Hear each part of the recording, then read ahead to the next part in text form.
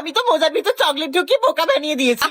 তাও তো ঠিক আছে বাবা, আমার বোনের মোজা শুকলে আর স্যান্টা আসতো না, মরা মানুষ কবর থেকে উঠে আস। এই গুনগুনি ফোন করছি, দাঁড়াও।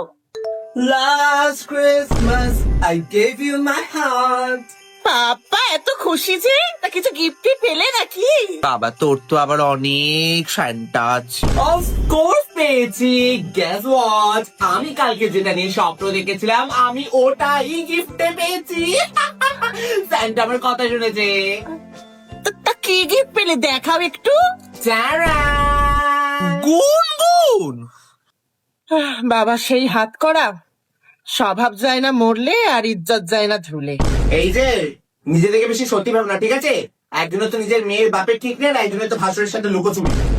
এই গুনগুন একদম কিন্তু পার্সোনাল কথা। দাঁড়া, রিনাদি ফোন করছে।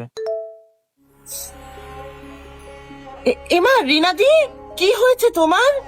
আবার নিশ্চয়ই তোমার বর কিছু করেছে তোমার সাথে। খুশির দিন তো আর সবার জন্য হয় না। বাদ দে, কি গিফট পেলি তোরা? আরে না, দেখো না গুনগুন তখন থেকে কি সব মজা করে যাচ্ছে। আর তুমি কি গিফট পেয়েছো? তুমি কিছু চেয়েছিলে? চাইলে কি আর সবকিছু পাওয়া যায়? চাইতে পারলে হয়তো একটু সম্মান আর শক্তি চাইতাম, কিন্তু আফসোস সেটা তো আর মোজার ভিতর ঢুকিয়ে রাখা যাবে না।